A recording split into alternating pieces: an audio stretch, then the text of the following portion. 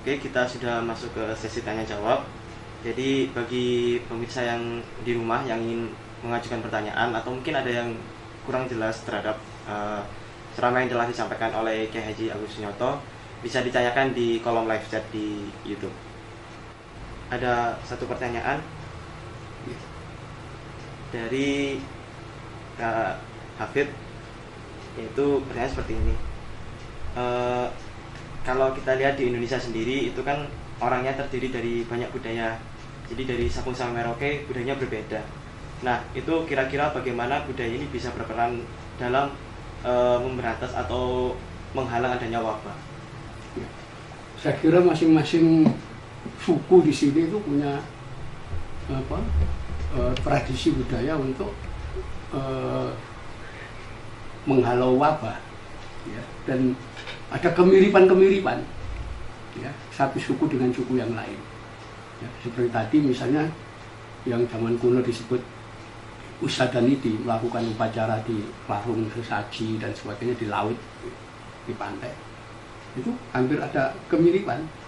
Ya, jadi di Bali, di Jawa, nanti di Sumatera juga ada itu yang namanya Potabut, itu macam-macam itu upacara di laut. Gitu, untuk cara-cara ini. Jadi itu juga dilakukan di beberapa daerah. Ya, jadi ada kemiripan. Kenapa? Karena bagaimanapun kita itu tinggal di wilayah lautan, yang cara pandangnya itu sangat berbeda dengan orang yang tinggal di wilayah daratan. Jadi ini ada kemiripan-kemiripan. Karena itu kita disebut Bhinneka Tunggal Ika, karena sebetulnya kita tidak berbeda jauh kok satu dengan yang lain. Jadi ada kemiripan yang dari aspek adat dan tradisi. Jadi ini yang menyatukan kita, itu yang disebut Bhinneka Tunggal Ika itu kan di situ. Ya, jadi ini salah satu keunikan dari wilayah Nusantara yang di tengah laut itu adalah keragaman, tapi itu justru menyatukan. Ya. Kita beda, misalnya kita bandingkan dengan Timur Tengah dan seterusnya, itu sulit untuk disatukan. Ya. Padahal Timur Tengah itu, ya, sampai wilayah Afrika Utara itu etnisnya sama, orang-orang Arab, bahasanya bahasa Arab satu. Ya. Tapi mereka sulit untuk disatukan. Kenapa? Terdiri dari kabilah-kabilah itu yang mereka gampang diadu oleh pihak luar, itu gampang sekali. Ya. Jadi ini yang seringkali memusingkan kalangan sosiolog itu ketika mempelajari ini bagaimana ini di Indonesia ini keragaman begitu banyaknya, tapi ada kecenderungan kesatuan. Ya, itu sebetulnya naluri mereka sebagai penghuni wilayah lautan. Jadi mulai zaman dulu sudah kita itu kerajaan-kerajaan besar, mulai Sriwijaya, Mataram, nanti Mojopahit, Singosari, semuanya itu ada unsur kemiripan, kesatuan. Jadi ini yang kemudian yang menjadikan ciri yang tidak dimiliki di tempat lain. Kenapa? Ada latar belakang yang memang mempengaruhi cara berpikir dan jiwa dari masyarakat yang tinggal di wilayah Nusantara ini. Jadi saya kira ini kemiripan-kemiripan dalam tradisi, nilai, adat dan seterusnya ini itu yang hampir tidak bisa kita temukan di tempat lain. Di tempat lain itu banyak kemiripan, ya, sampai etnisnya sama, tapi sulit untuk disatukan. Jadi ini yang perlu kita pelajari dari keberagaman orang Indonesia, tapi justru di situ ada ikatan-ikatan, ya, yang mereka itu sifatnya nilai-nilai yang sifatnya spiritual.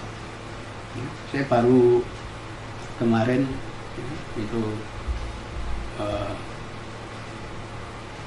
istilahnya tukar menukar doa ya dengan teman yang dari Mamuju, Sulawesi Barat. Ini ada doa warisan.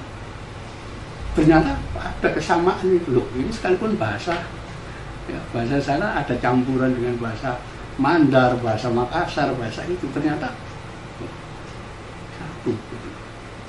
Dulu awalnya satu, kemudian berkembang dan seterusnya. Itu, akar itu sama. Gitu.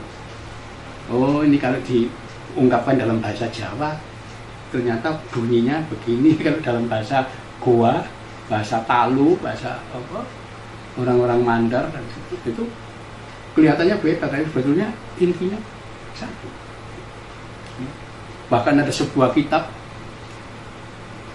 itu bukan kitab, lontar, naskah lontar ya, dari zaman Mojopahit ya, itu judulnya Usada Tiang. Itu kira-kira dari abad 13 zaman Mojopahit ya, ya. Itu sudah apa, ada digitalnya. Nah, di situ kalau mengatasi orang sakit itu ada mantra-mantra ya, jadi mantra-mantra termasuk mantra untuk wabah. Itu mantra itu bahasa Jawa kuno ya, tetapi pada akhir ya, mantra itu ada kalimat yang orang dulu juga gak ngerti artinya ya, tapi kalau kita baca sekarang dari mantra Jawa kuno diakhiri dengan kata-kata wa bi barokati la ilaha illallah Muhammad Rasulullah. Ini kita zaman Mojopahit itu, naskah lontar. Selipan seperti itu. Jadi rupanya udah lama sebetulnya Islam itu ada di sini, tapi tidak menunjukkan eksistensi. Ya. Termasuk ketika kita belakangan tahu, loh ternyata raja-raja Islam yang awal itu justru di Lumajang. Sementara dulu pelajaran sejarah sekolah, Demak itu Islam pertama, Lumajang ini yang pertama. Ya. Nah itu seringkali kita harus meluruskan yang begini-begini ini. Jadi ada pengaruh, saling mempengaruhi. Jadi doa-doa itu. Begitu juga doa yang saya berikan teman yang di apa, Mamuju Sulawesi Barat itu juga diakhiri dengan kata-kata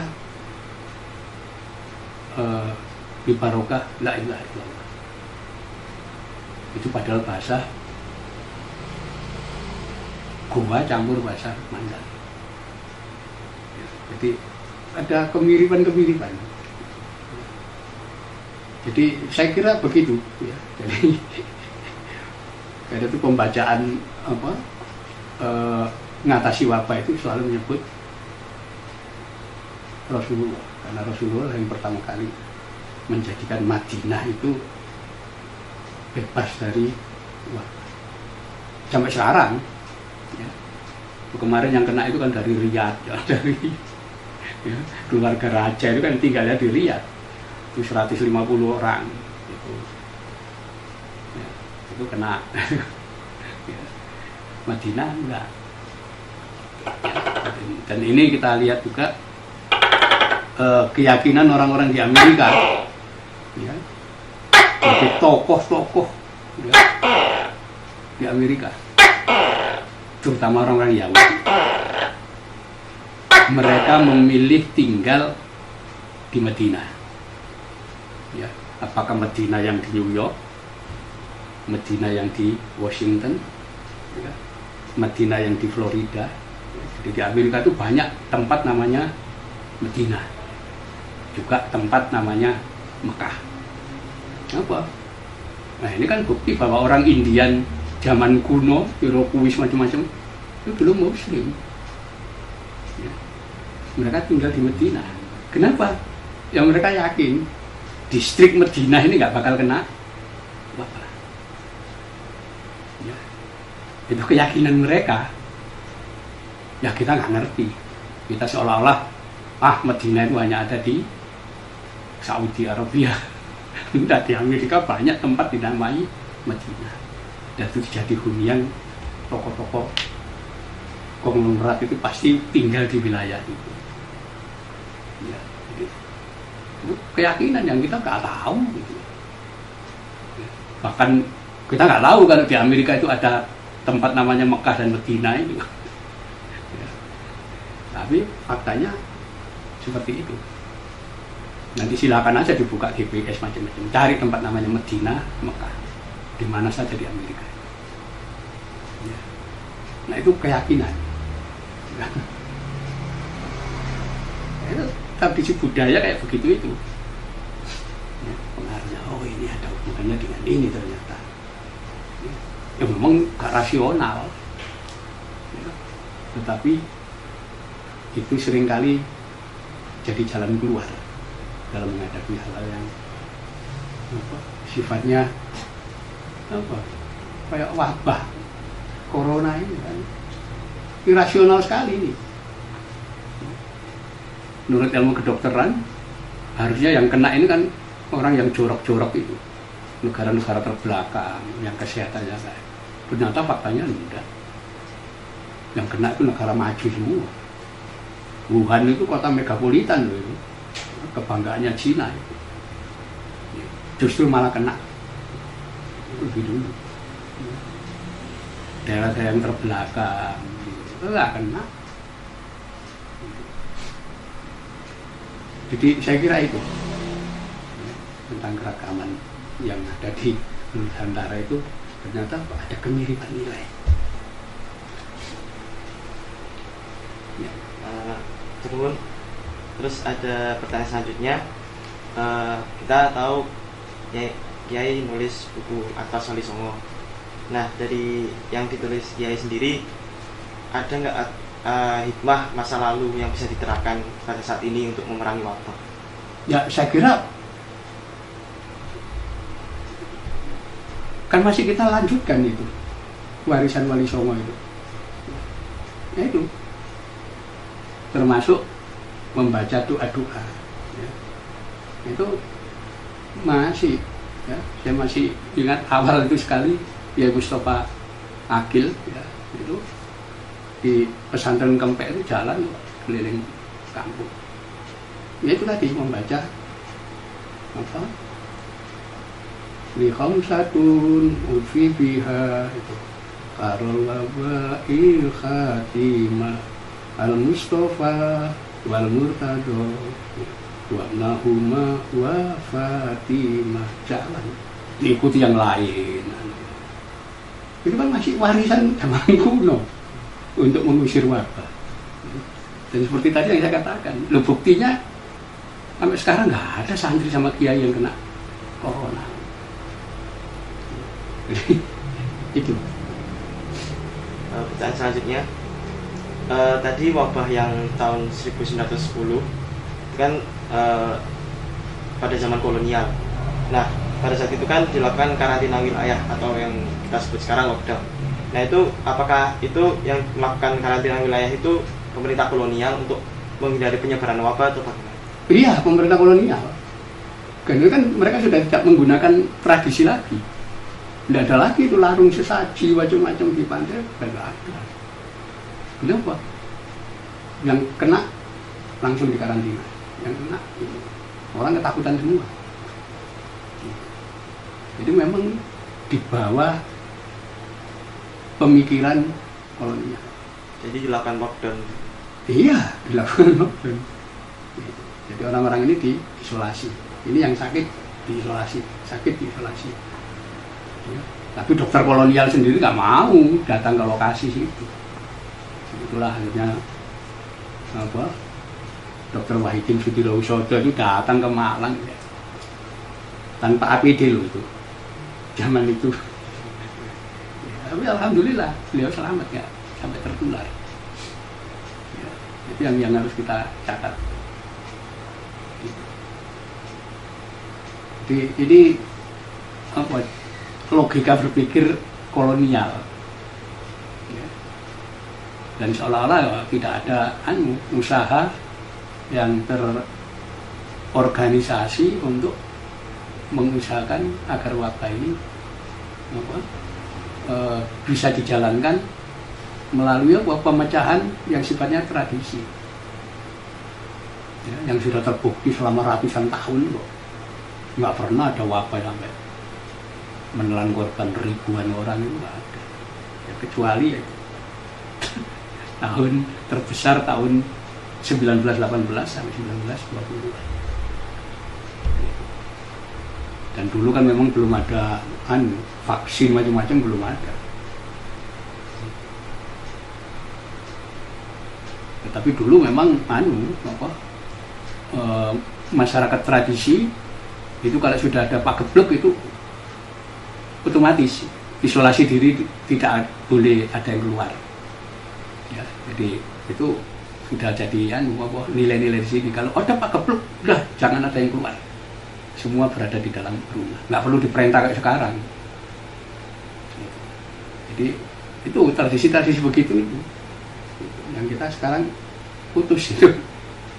Jadi seolah-olah harus pemerintah yang memaksa untuk, kalau dulu enggak. Jadi kita punya pertahanan sendiri. Jadi misalnya dulu waktu saya masih kecil itu tahun 70-an, kalau ada orang mati itu kita anak-anak kecil itu telinganya dikasih kapur itu, ya, kemudian dikasih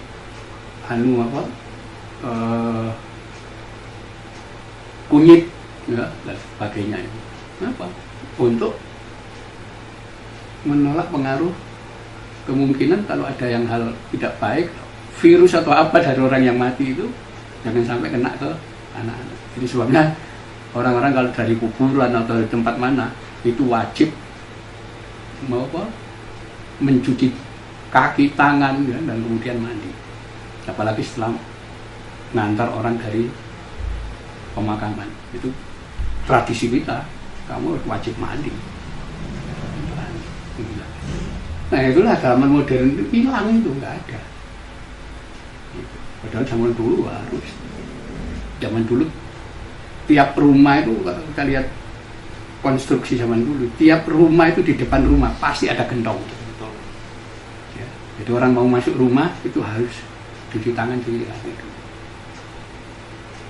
Itulah yang zaman modern malah hilang. Sekarang dipaksa lagi harus ya, cuci tangan, cucian. Nah itu.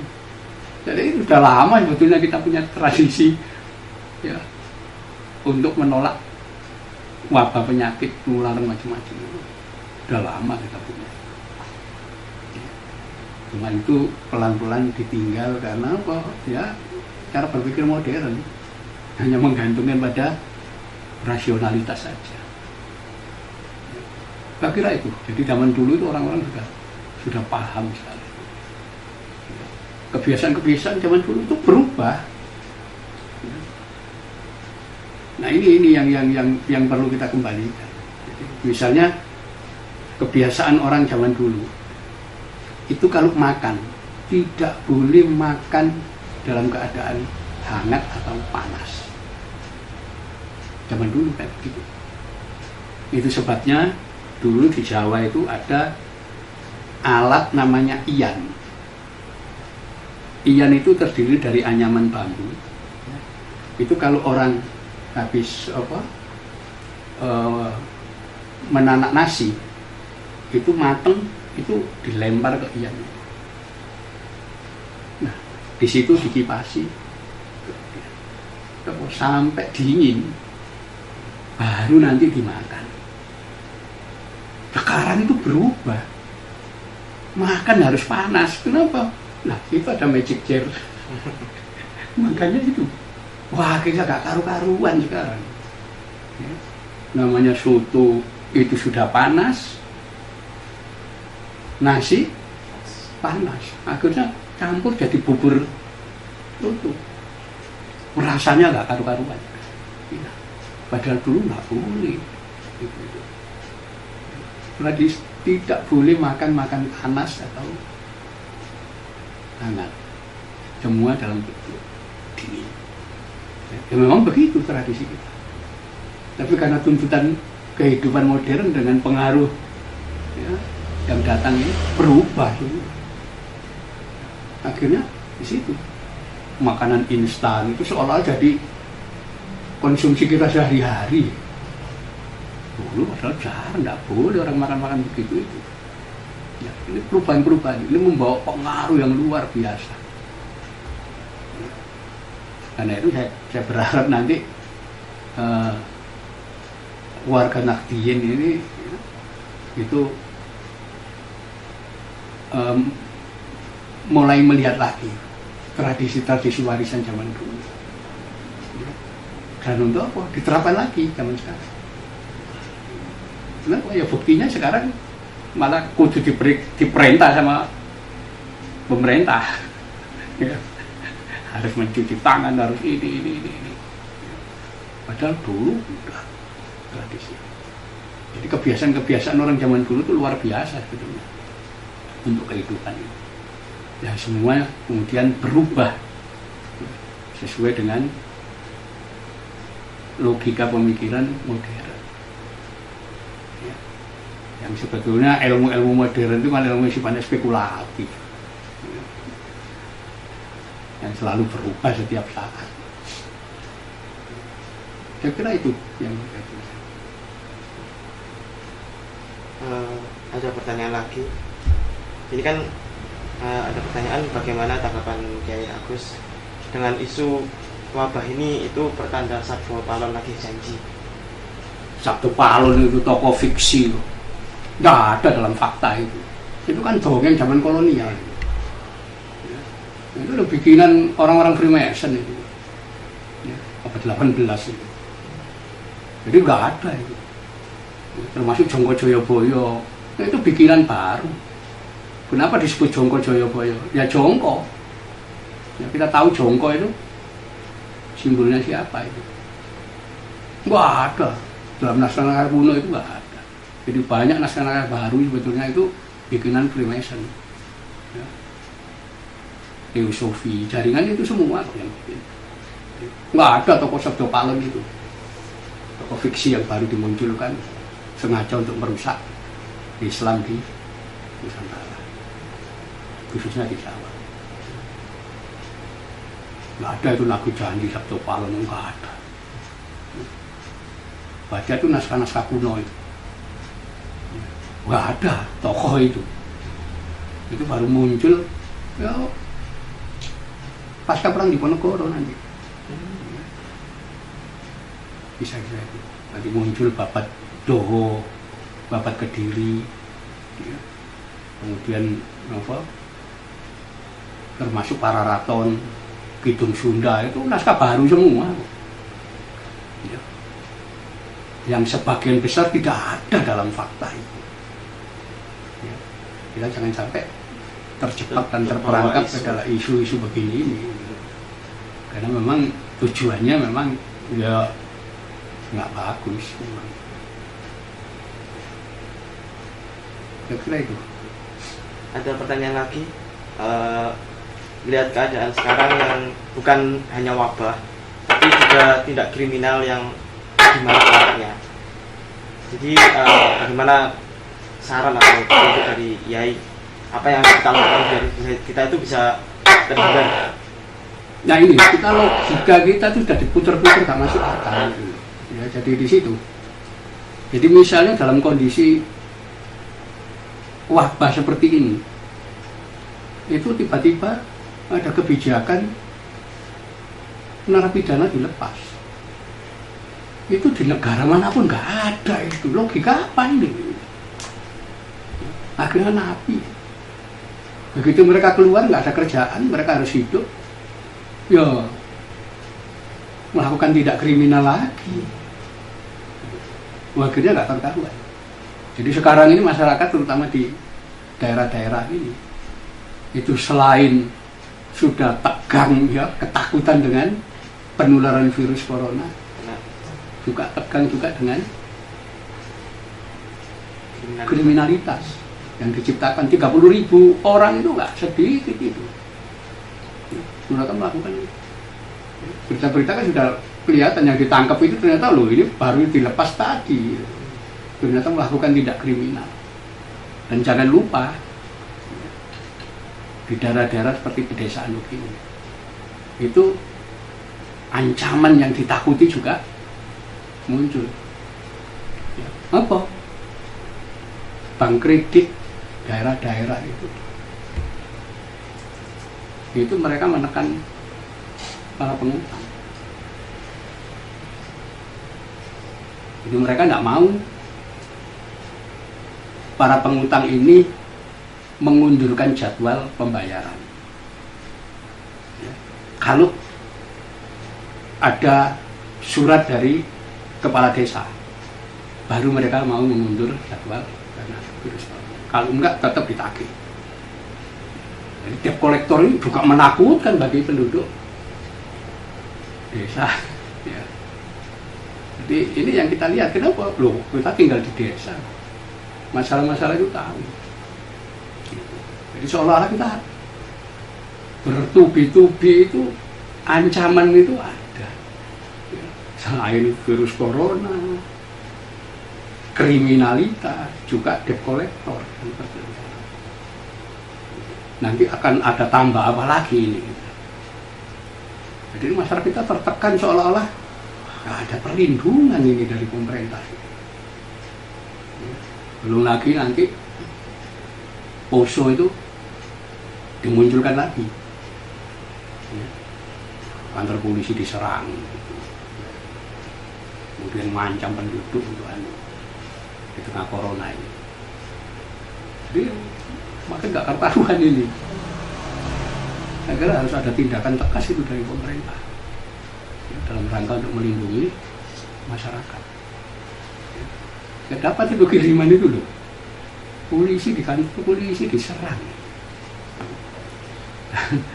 Ketika dibalik diburu, ada yang tertembak 2 meninggal. Itu ketika pemakaman itu perlakukan seperti pahlawan mereka. Ini gimana ini? Ini kan ya dasar-dasar kebangsaan kita dalam bernegara kan harus dipertanyakan lagi kalau sudah seperti itu. Mereka dengan bangga mengibarkan bendera ISIS dan mengancam-ngancam penduduk untuk dieksekusi, dan kemudian apa? Dipamerkan bagaimana mereka menyembelih korban itu. Ini apa ini? Jadi kita itu bertubi-tubi nih saat ini. Kalau tidak diatasi ini parah betul ini masyarakat di bawah ini. Karena ancamannya bukan hanya corona, tapi juga dari yang lain-lain. Ya kita.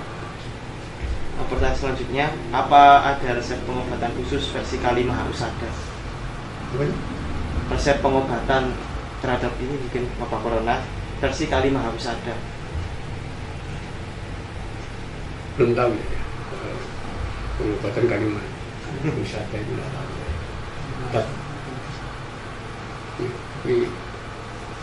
Yang jelas virus ini kan memang aslinya tidak di wilayah tropis, karena dia dalam kondisi 20 derajat Celcius saja sudah mati dia. Lalu dia di wilayah yang subtropis, di wilayah yang agak dingin, ya, termasuk tahun 1910. Kenapa munculnya di Malang? Ya, terutama dari daerah Tulen. Nah, Malang wilayah dingin, dari muncul itu dulu. Jadi memang kalau kita pelajari, oh ternyata seperti itu wabah-wabah ini. Ya. Termasuk kenapa Wuhan kena dulu gitu. Beijing nggak kena. Ya Beijing otomatis nggak kena. Kenapa? Loh, Beijing itu kota di pinggir gurun Gobi. Di Beijing itu di pinggir gurun. Ya panas dia nggak kena. Ya, ini Wuhan yang agak subtropis. Jadi ini saya kira apa, kita harus mempelajari karakter-karakter virus dulu. Kenapa orang zaman dulu itu kok di pantai datang rame-rame di pantai untuk larung sesaji untuk melakukan upacara ini. Di pantai itu kan jadi bawa terik matahari semua itu. Jadi Jadi ini ada keterkaitan dia ya. Yang itu apa, sebetulnya ya masuk akal juga itu tindakan-tindakan pencegahan itu. Jadi banyak hal-hal itu. Ada lagi apa? Corona ini kan masa inkubasinya sekitar 14 hari. Nah, itu kira-kira seminggu dia ada di tenggorokan dan kemudian minggu berikutnya dia sudah turun ke saluran pernafasan paru-paru. Ada satu pengalaman saya, ya. Tahun 95 saya itu mengalami penyakit seperti corona. Jadi demam tinggi, batuk kering, tenggorokan sakit luar biasa. Ya, itu saya alami. Saya ke dokter, ya seperti biasa ini flu. Kemudian dikasih minum obat-obat, ya, antibiotik macam-macam. Banyak istirahat Pak. Gitu. Ternyata setelah seminggu nggak sembuh. Nah, akhirnya saya dapat info saya harus ke dokter THT, ya, dokter THT. Saya datang ke dokter J. Utama itu di rumah sakit Panti Waluya, RKZ di Malang. Beliau sudah tua sekali, sudah pensiun, tapi masih praktek di situ. Ketika saya mengeluhkan sakit saya, ya, kemudian beliau mengatakan, coba dibuka mulutnya. Ya, habis itu dilihat dengan senter, ini virus. Virus itu nggak bisa mati dengan obat, ya, yang jenis ini. Ya. Setelah itu apa? Ada semacam seperti kompor kecil, beliau kasih alkohol, dinyalakan. Mungkin dari audiens yang ada di sini ada pertanyaan. Ya. Apa ada hubungan antara Dewa Baruna dengan Nabi Khidir? Atau katakanlah orang Jawa dulu mengatakan penguasa lautan itu Dewa Baruna.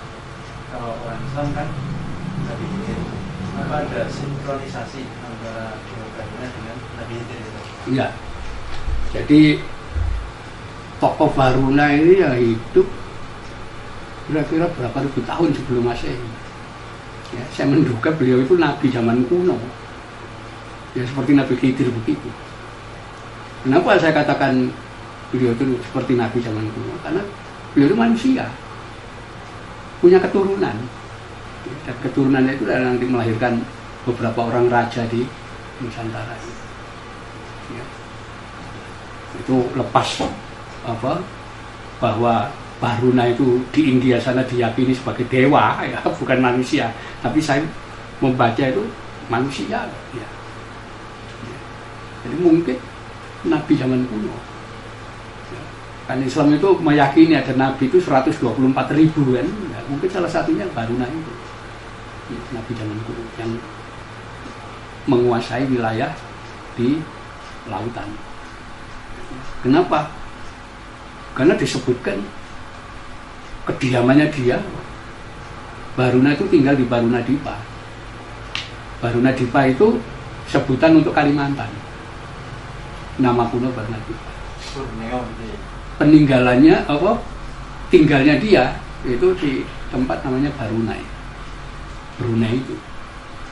Ya. Belanda aja nggak bisa ngomong Brunei, menyebut Borneo macam-macam itu. Dari kata-kata Baruna sebetulnya.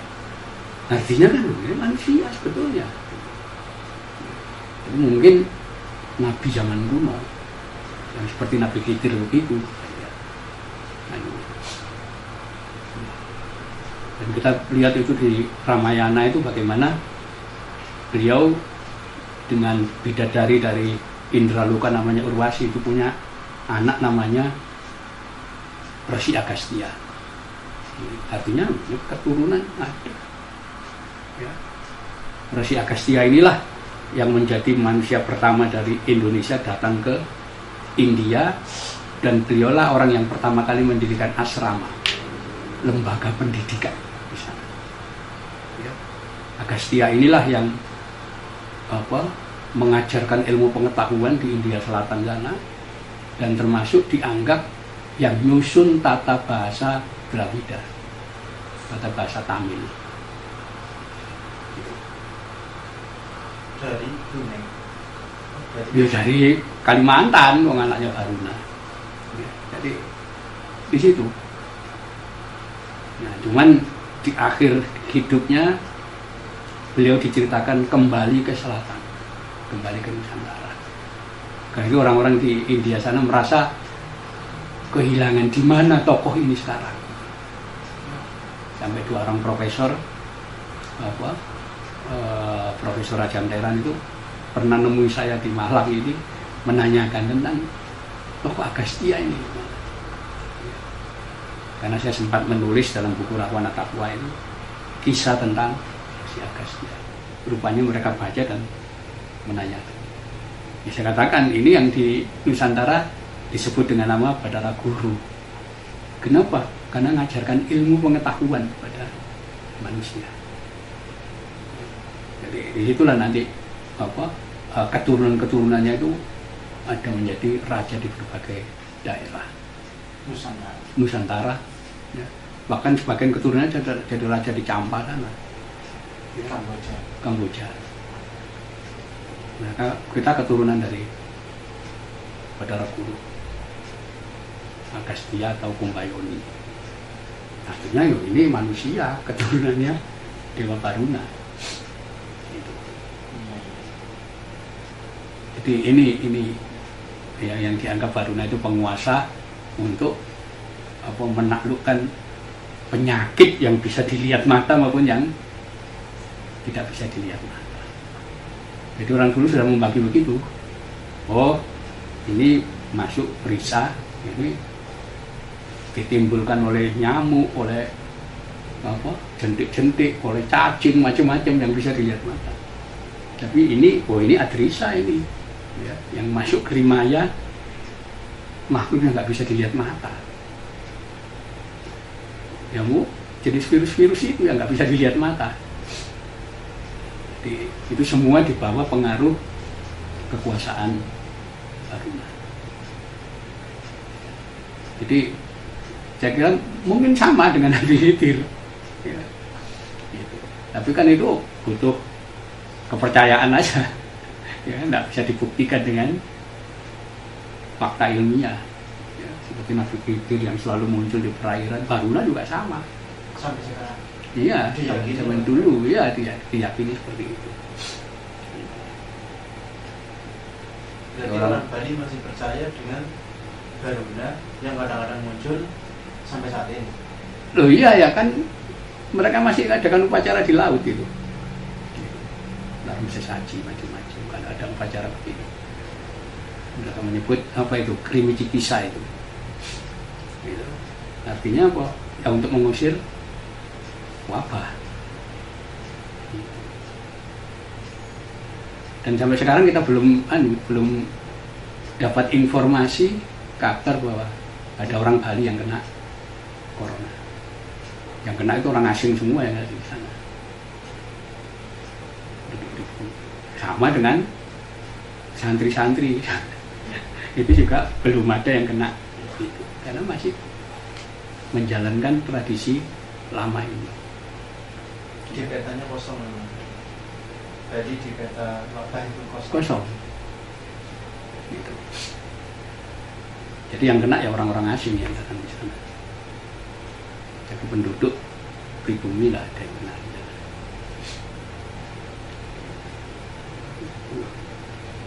Ada pertanyaan lagi. Ini sekarang kan bukan cuma wabah yang kita perangi, juga banyak. Jadi kan kriminalitas ada. Kemudian sekarang juga gunung-gunung di Indonesia sudah menunjukkan keaktifannya. Nah ini apa ini ada kaitannya? Ya saya kira semua peristiwa itu saling kait mengait. Ya.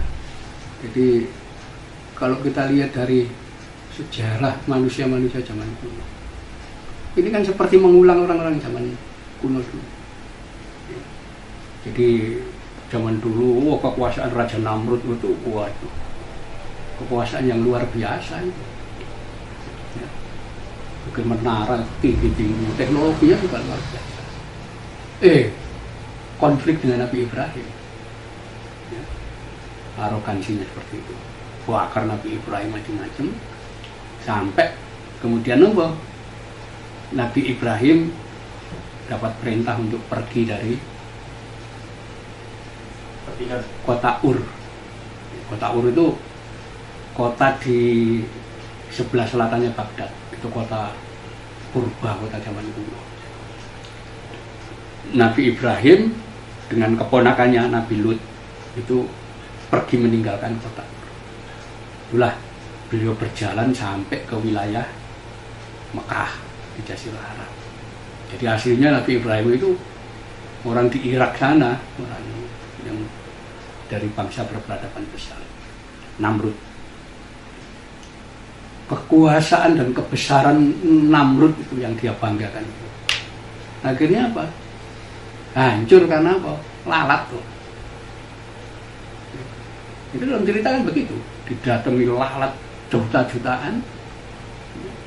Itu apa?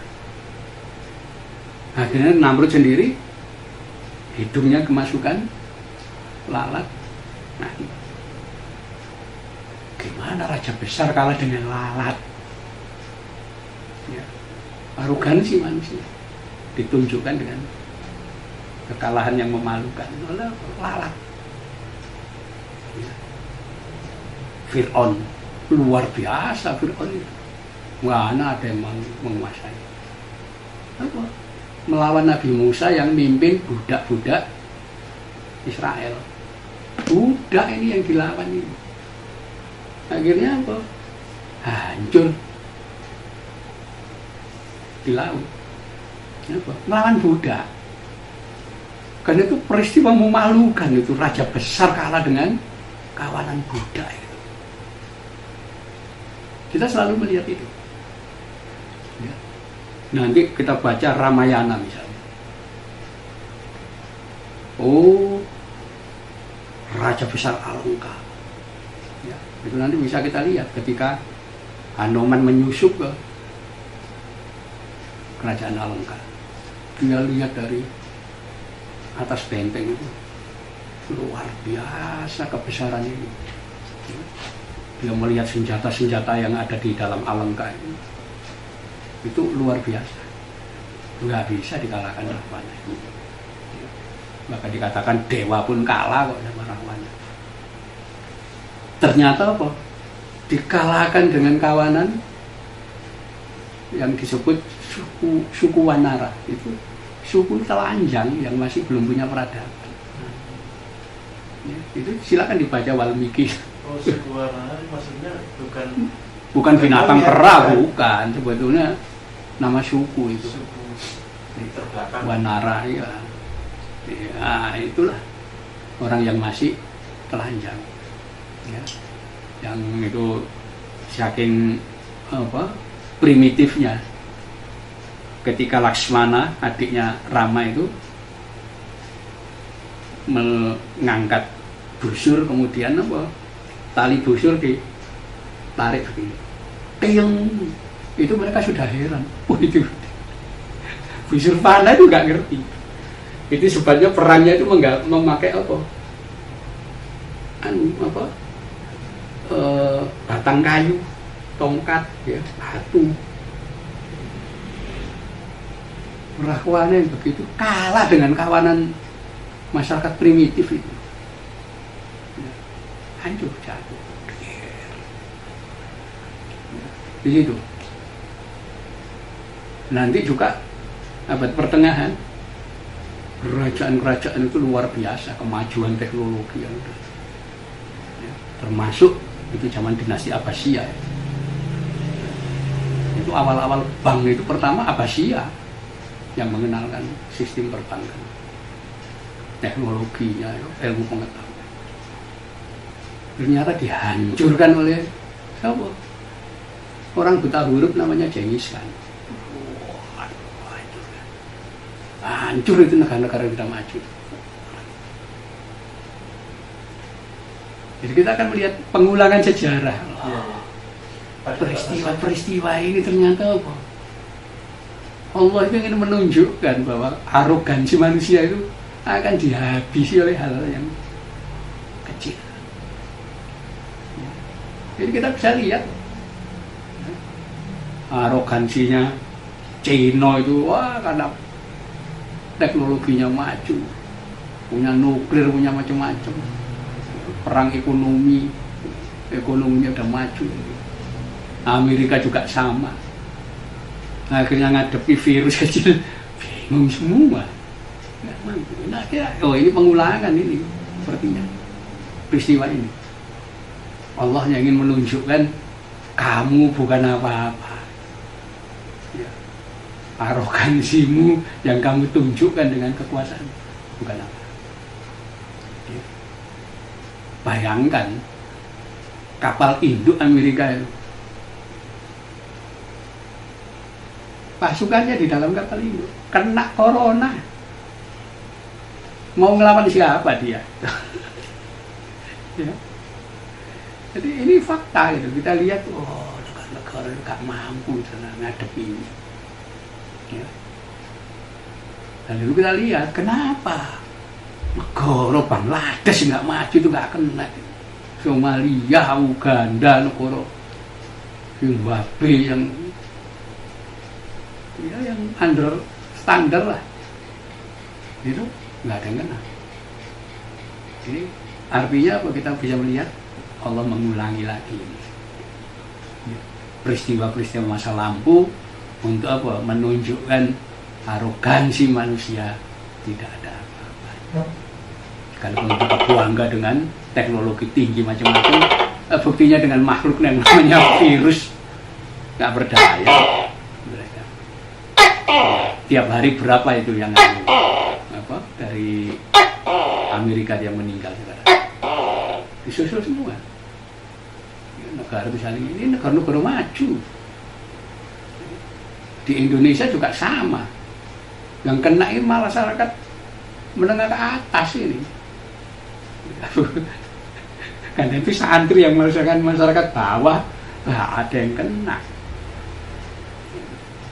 Itu kita melihat dari aspek itu aja. Rupanya ini pengulangan peristiwa-peristiwa lama ini. Untuk menunjukkan bahwa arogansi manusia itu nggak ada apa-apanya. Ya. Ini betul ini. Selama orang masih tetap menunjukkan kekuasaannya untuk ini, wah habis mereka. Saya membacanya dari situ. Ini pengulangan-pengulangan yang sebetulnya sudah berulang-ulang terjadi atas manusia. Bagi orang yang menganggap dirinya luar biasa, penguasa yang menentukan apa, nggak berdaya dengan makhluk kecil namanya virus. Ya, itu. Ya. Karena saya yakin begitu, saya yakin virus itu bisa lihat siapa yang dia datangi, siapa yang enggak. Kayak itu secara logika kan harusnya yang menengah ke bawah ini yang kena. Ternyata tidak. Dan saya yakin ini pengulangan lama zaman dulu yang diwujudkan dalam bentuk kondisi sekarang, di mana manusia sudah berada pada puncak ya, kebesaran dan keagungan teknologi. Mereka yakin ya, sampai ada yang menjelaskan ini agama baru, agama teknologi. Nanti kita bisa baca di bukunya Noah Yuval Harari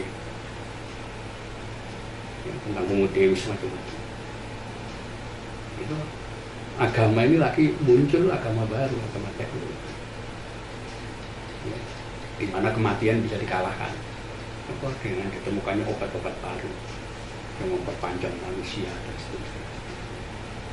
Jadi agama lama, agama kuno itu sudah akan ditinggalkan. Itu fenomena-fenomena berkembang yang belakangan ini muncul itu.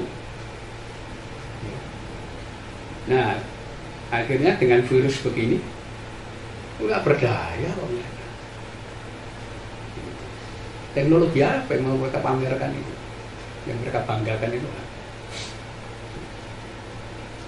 Jadi di situ. Jadi sekarang orang yang merasa modern itu sudah menganggap agama-agama lama itu sudah waktunya kita tinggalkan. Kenapa? Agama baru. Agama akal budi, agama yang mereka sebut agama teknologi. Teknologi. Dan mereka menganggap surga neraka itu dongeng aja, tidak ada dalam fakta. Dan mereka menjanjikan ini nanti kalian bisa hidup abadi macam-macam dengan teknologi modern. Sekarang ditunjukkan dengan kasus corona ini, nggak bisa apa-apa. Ini fakta. Kira-kira gitu. Baik, terima kasih kepada Kiai sudah menjawab semua pertanyaan yang telah diajukan oleh pemirsa maupun yang di sini ataupun yang di rumah.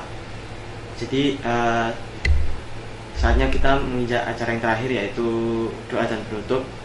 Namun sebelum penutup mungkin nanti Kiai bisa menambahkan satu dua kata, sepatah kata sebagai penutup sebelum doa. Ya, saya kira untuk bangsa Indonesia, ya, khususnya untuk warga Nahdliyin, ya, jangan merasa ketakutan yang berlebihan. Kenapa? Itu justru mencelakakan kita. Ada satu riwayat yang menceritakan Abu Yazid Bistami, salah seorang tokoh sufi waktu itu. Satu malam Abu Yazid Bistami ini melihat malaikat maut sedang jalan melewati kota.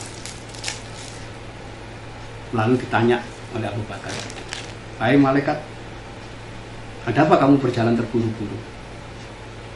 Dia mengatakan, "Aku akan menjalankan tugas membunuh 1000 orang dalam waktu 1 minggu." Ya. Abu Yazid tanya, "Dengan cara apa kamu membunuh orang seminggu 1000? Dengan wabah, taun."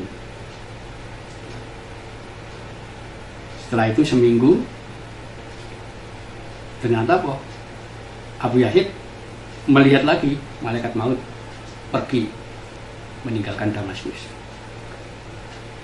Kemudian ditanya malaikat tadi, "Malaikat, kabar yang ada orang yang mati karena wabah di Damaskus 5.000 orang. Padahal kamu menyatakan hanya membunuh 1.000 orang." Malaikat maut kemudian mengatakan, "Aku membunuh orang 1.000 dengan wabah. Yang 4.000 itu mereka mati ketakutan, bukan karena wabah."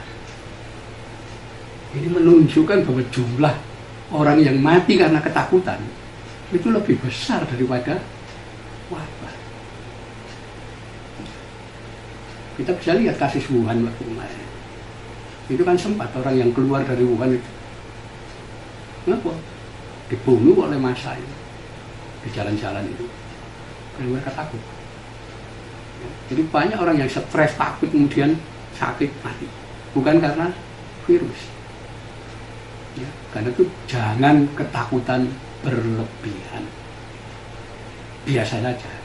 Ya, dengan apa yang sudah saya sampaikan, yakini saja. Ya, warisan budaya yang ditinggalkan oleh orang tua-tua kita, oleh ulama-ulama zaman dulu, ya, yaitu dengan tetap membaca doa, membaca sholawat kepada Nabi dan seterusnya. Ya. Itu insya Allah ya, kita akan terhindar dari bencana ini. Dan jangan lupa untuk sedekah. Ya. Terutama sekarang ini banyak saudara-saudara kita yang betul-betul kekurangan. Karena apa? Ya karena dengan model isolasi skala besar ini orang banyak yang nggak bisa bekerja, nggak bisa itu. Nah ini yang punya rezeki lebih kasih mereka. Sedekah itu membersihkan dari bala, dari bencana dan macam-macam. Ya. Saya kira itu yang bisa saya sampaikan pakai ini. Dan jangan berlebihan ketakutan dalam menghadapi corona ini.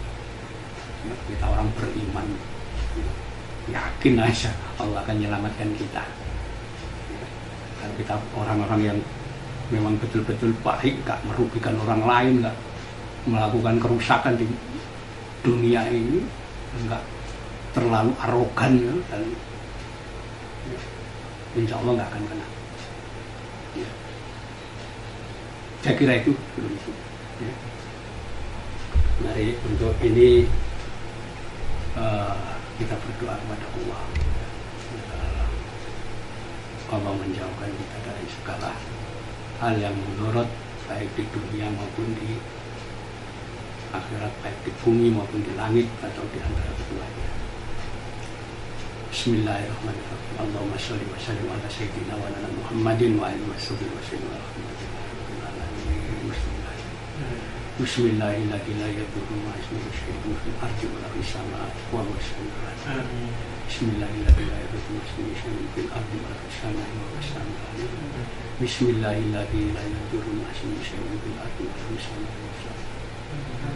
Allahumma inna nas'aluka salamatan fid dunya wa afiyatan fil jasadi wa ziyadatan fil ilmi wa barakatan fil rizqi wa taubatan qabla al-maut wa maghfiratan ba'da al-maut. Allahumma amin alaina fi safarati wa najatan minan nar wa akhal inda hisab. Rabbana hadaitan wa hab lana min ladunka rahmah innaka antal Rabbana la tu'akhidna in nasina aw akhtana. Rabbana wa la tahmil alaina isran kama hamaltahu 'alal ladzina min qablina. Rabbana wa la tuhammilna ma la taqata lana bih wa'fu 'anna waghfir lana warhamna anta maulana fanjur 'alal qawmil kafirin. Rabbana zalamna anfusana wa illam taghfir lana wa tarhamna lanakunanna minal khasirin. Rabbana atina fid dunya hasanah wa fil akhirati hasanah wa qina adzabannar wa adkhilna jannatal ma'amur ya Wassallallahu ala sayyidina Muhammadin wa alihi wasallam. Alhamdulillahi rabbil alamin. Al-Fatihah. Bismillahirrahmanirrahim. Alhamdulillahi rabbil alamin. Iyyaka na'budu wa iyyaka nasta'in. Ihdinas siratal mustaqim. Ghairil maghdubi 'alaihim waladdallin. Sekian, assalamualaikum warahmatullahi wabarakatuh.